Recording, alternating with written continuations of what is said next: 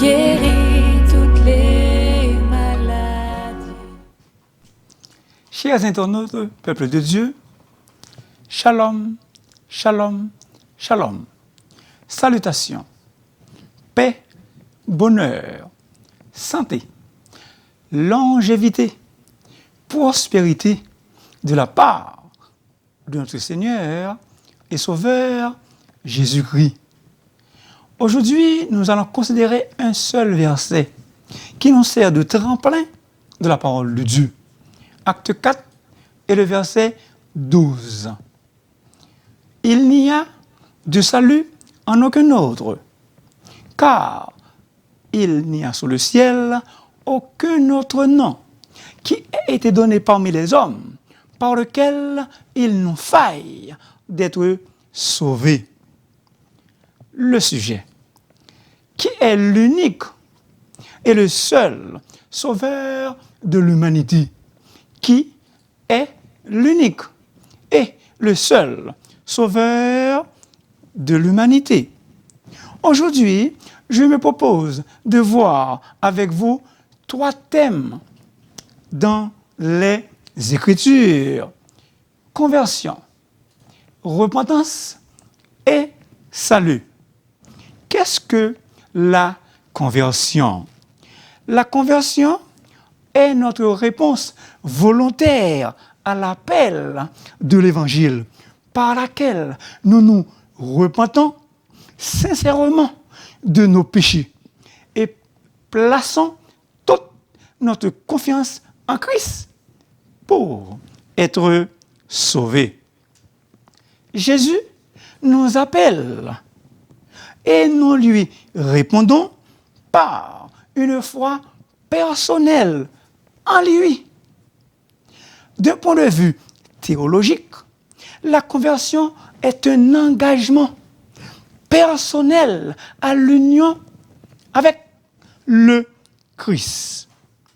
La conversion est un changement complet d'orientation, une volte de face de l'être tout entier, un virage de 180 degrés vers le Christ. Le pécheur fait résolument demi-tour pour marcher sur le chemin de la vie éternelle. En somme, la conversion est l'action de l'homme qui se tourne vers le Dieu vivant, réel et vrai. L'apôtre Paul résume ce qu'ont fait les Thessaloniciens pour devenir chrétiens. Vous vous êtes tournés vers Dieu en vous détournant des idoles. La conversion est un changement radical intérieur qui se manifeste vers l'extérieur. Le comportement est changé. Une transformation intérieure et le monde le voit par notre façon de vivre, d'agir dans ce bas monde. La conversion est absolument nécessaire au salut. Pourquoi? Parce que si vous ne vous convertissez, vous n'entrerez pas dans le royaume de Dieu. En fait, la conversion est l'action de tourner vers Dieu ou de revenir à lui. La foi représente le mouvement positif de la conversion. C'est le fait de se tourner vers le Seigneur et de s'attacher à lui. Les principaux mots qui expriment l'idée de conversion sont, dans l'Ancien Testament, chauve. Dans l'Ancien Testament, chauve. Tourner, se retourner vers l'Éternel. Dans le Nouveau Testament, l'équivalent dynamique de chouve, strephomaille, se convertir. Strephomaille, se convertir. Certains prétendent que, nés et élevés dans un foyer chrétien, ils ne ressentent pas le besoin de se convertir. Une grave erreur. Une erreur monumentale et catastrophique. Donc, il incombe aux parents d'annoncer l'évangile à leurs enfants. La repentance.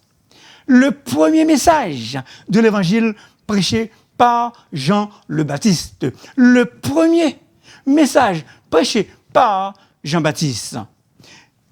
Repentez-vous et croyez à la bonne nouvelle.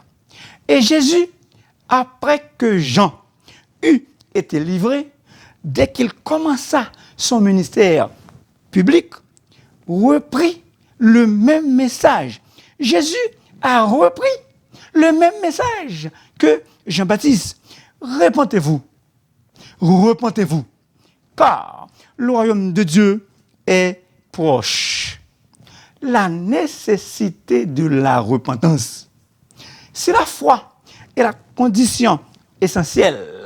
Si la foi est la condition sine qua non du salut, elle doit être accompagnée d'une vraie repentance. Une repentance sincère. Pourquoi la repentance est-elle si nécessaire? Parce que si vous ne vous repentez, vous périrez tous également. Jean-Baptiste et Jésus proclament tous deux la nécessité de la repentance. Le verbe maténoéo, le verbe métanoéo, se repentir veut dire changement de mentalité, d'intention, de comportement. Regretter, avoir des remords. C'est la tristesse qu'on éprouve de ses péchés et la douleur d'avoir offensé Dieu. Les mots conversion et repentance sont étroitement liés. Ils sont interchangeables. La conversion, aussi bien que la repentance, c'est faire demi-tour complet, au grand complet. Paul prêchait partout la conversion et la repentance à Dieu, avec la pratique des œuvres dignes de la repentance. La vraie repentance produit un dégoût du péché, une rupture des mauvaises habitudes. Jésus nous appelle à la repentance, à la transformation de notre vie. Salut. Le thème le plus important de la Bible est le salut. Le thème le plus important de la Bible, c'est le salut, parce qu'il englobe tous les autres thèmes. Le vocable salut, en grec, soteria, porte l'idée de délivrance, sécurité, prévention, protection, guérison, salut aussi bien spirituel et éternel.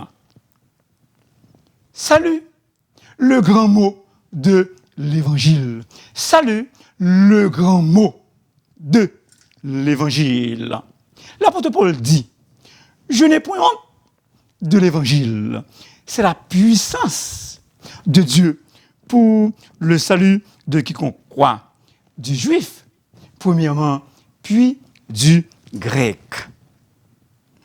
Toutes les religions païennes, anciennes ou modernes, ignorent l'idée du salut simplement parce qu'ils refusent carrément le Dieu des origines qui a créé le ciel et la terre. La source du salut, Dieu seul, celui qui s'est révélé aux prophètes et qui a parlé par la bouche des autres apôtres ou des apôtres, le Dieu Père, le Fils et le Saint-Esprit est l'unique Sauveur et donc la source du salut. C'est en Jésus seul que se trouve le salut. Dans le monde entier, Dieu n'a jamais donné le nom d'aucun autre homme pour lequel nous devions être sauvés. Traduction Semeur. Notre salut est christocentrique, centré sur Christ, parce que c'est le Christ qui est mort pour nous racheter de la condamnation et la mort éternelle. Point de salut ailleurs. En dehors de Jésus, il n'y a pas de salut. Tous les chemins mènent à Rome, mais un seul chemin nous mène au ciel. Je suis le chemin, la vérité et la vie. Nul ne vient au Père que par moi. Tous les chemins mènent à Rome, mais un seul chemin mène au ciel. Une seule route mène au ciel. Dieu seul apporte le salut. C'est moi qui suis l'Éternel. Et à part moi, il n'y a point de sauveur. Parole de l'Éternel qui est le vrai sauveur. Le nom de Jésus veut dire sauveur. Marie, ta femme, enfantera un fils.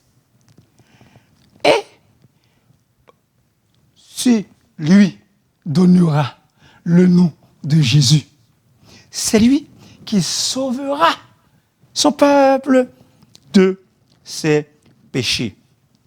Qui est le seul sauveur de l'humanité? Jésus. Le nom de Jésus.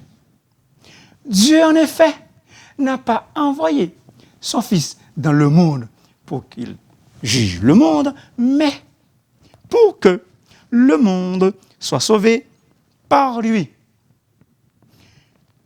Toutes les religions discourent au sujet de Dieu.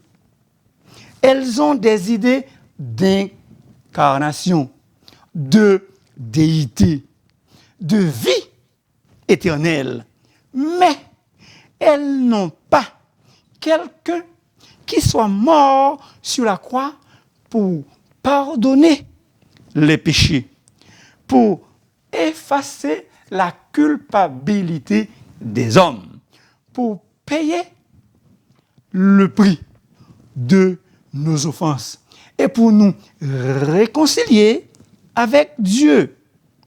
Les autres religions ne peuvent se prévaloir. Les autres religions ne peuvent se prévaloir d'un tel sauveur. Ni Bouddha, ni Krishna, ni Mahomet, ni Confucius, ni Roussel, le fondateur des témoins de Jéhovah, n'ont été ce sauveur. Très important à retenir. Aucun de ses fondateurs de religion n'a donné sa vie pour mon salut personnel, pour votre salut personnel en Christ. Christ seul est mort pour nos péchés. Solus Christus. Solus Christus. Seul Christ. Je réitère, c'est en lui, en Christ, que nous avons le salut.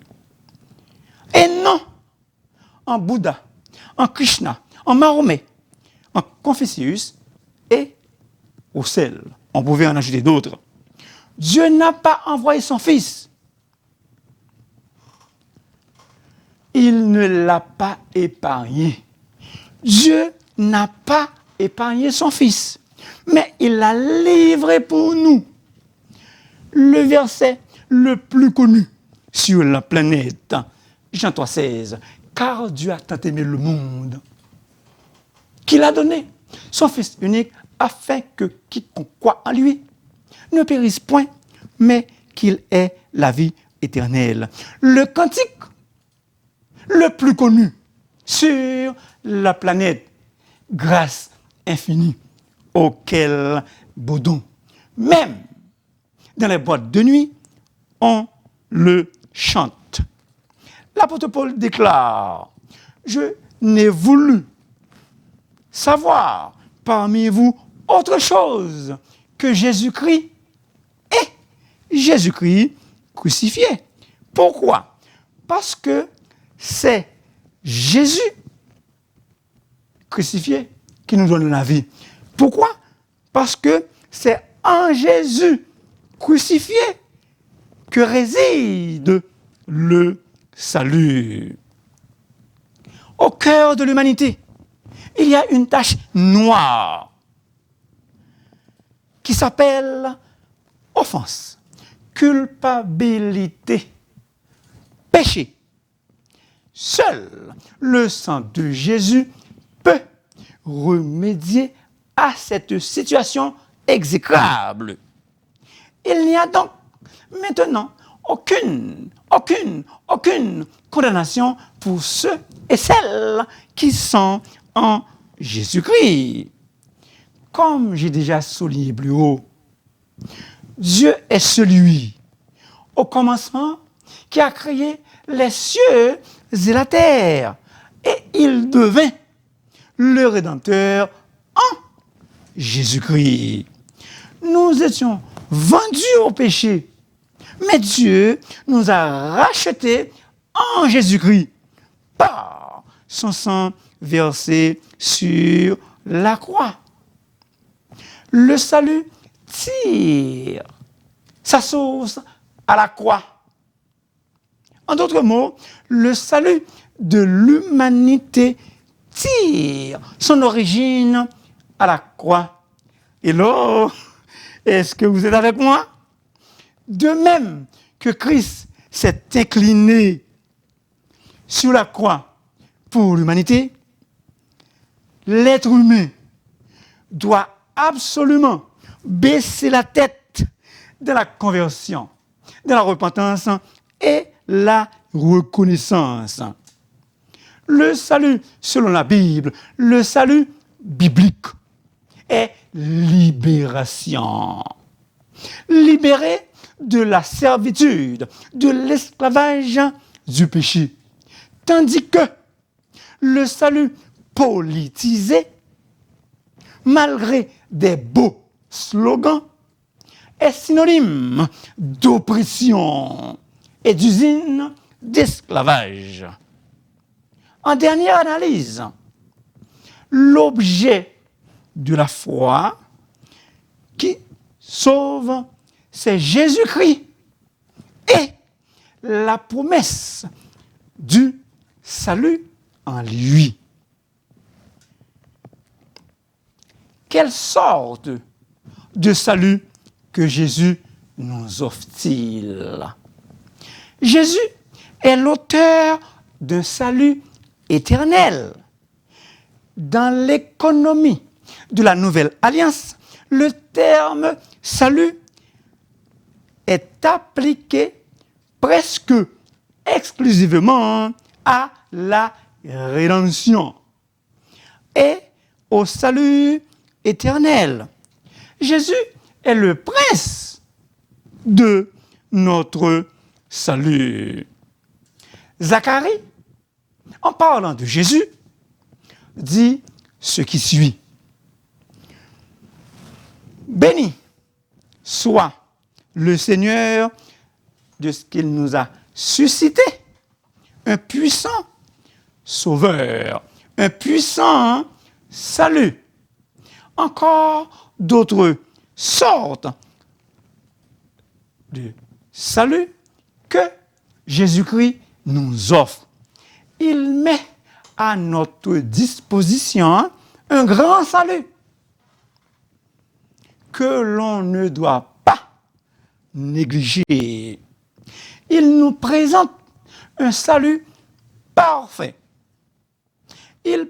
Jésus, il peut sauver parfaitement ceux qui s'approchent de Dieu en lui. C'est Jésus seul qui peut nous sauver. Quel est le moyen de ce merveilleux salut? La foi. La Bible le dit. C'est par la foi que vous êtes sauvés. Excusez, c'est par la grâce que vous êtes sauvés. Par le moyen de la foi. Et cela ne vient pas de vous. C'est le don de Dieu. Ce n'est point par les œuvres afin que personne ne se glorifie. La Bible mentionne la nécessité de la foi qui sauve, la foi salvatrice. Il s'agit d'une confiance personnelle en Jésus-Christ comme Sauveur et Seigneur. Jésus nous appelle tous à l'acquisition du salut.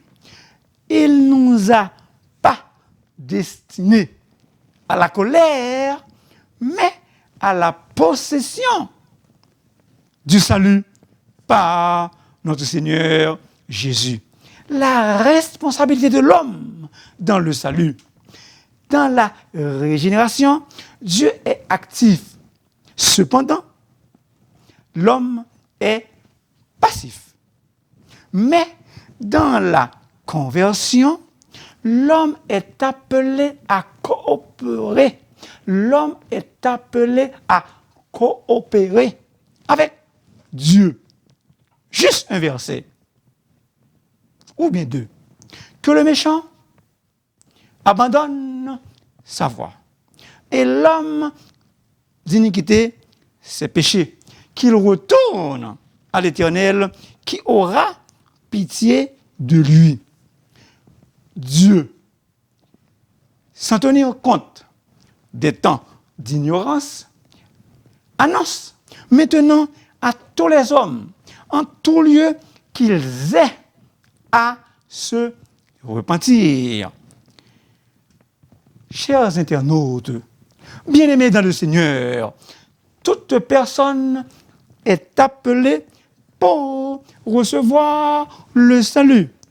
Jeunes et vieilles, hommes et femmes.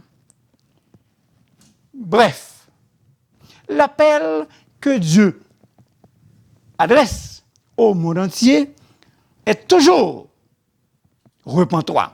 L'appel que Dieu adresse au monde entier est toujours repens-toi. Les bienfaits du salut, les bénédictions du salut.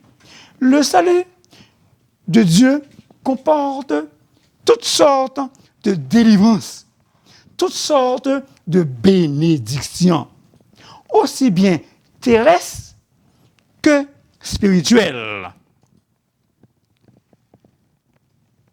Chers amis, bien-aimés dans le Seigneur, l'Éternel Dieu peut vous sauver de la détresse et des pièges du malin. Il peut vous sauver par l'exaucement de vos prières. Et donc, prenez courage. Continuez à prier. Le salut apporte la guérison. Il nous procure des fleuves d'eau vive, de joie, de paix qui nous inondent. Du repos en Christ. Le salut nous apporte le vrai repos en Christ. Venez à moi, vous tous qui êtes fatigués et chargés, et je vous donnerai quoi? Du repos. Voici votre délivrance viendra. Voici notre Dieu lui-même vous délivrera, vous sauvera. Je déclare qu'il vienne vous délivrer, vous sauver dès maintenant. Dieu peut vous délivrer de la fournaise, problème que vous vous trouvez présentement. Alors, faites-lui confiance. Vous qui n'êtes pas encore sauvés, n'aimeriez-vous pas recevoir, d'accueillir Jésus, le seul, l'unique sauveur de l'humanité? N'aimeriez-vous pas ce salut glorieux dont je viens de vous décrire? Si oui, vous pouvez faire cette courte prière en répétant avec moi. Seigneur Jésus, aujourd'hui, je comprends que tu as été mort pour que je sois sauvé. Aujourd'hui, je vais te donner ma vie. Je vais t'accepter comme mon Seigneur et Sauveur personnel par la foi. Et merci, Seigneur Jésus, de m'avoir sauvé. Oui, je crois que par ta grâce, je suis sauvé. Et gloire à toi, Seigneur Jésus. Merci, en t'acceptant aujourd'hui même, je suis sauvé pour le temps et pour l'éternité. Merci infiniment de m'avoir écouté. S'il vous plaît, n'oubliez pas de vous abonner, car la voix du serviteur est votre émission. Et si vous voulez me parler, vous pouvez me contacter dans le 514-571-2196. 514-571-2196. Que l'Éternel Dieu, par sa grâce, vous délivre de toutes vos angoisses. Que l'Éternel Dieu vous délivre, vous sauve de toutes vos angoisses. Que Dieu vous bénisse. Que Dieu vous bénisse. Merci.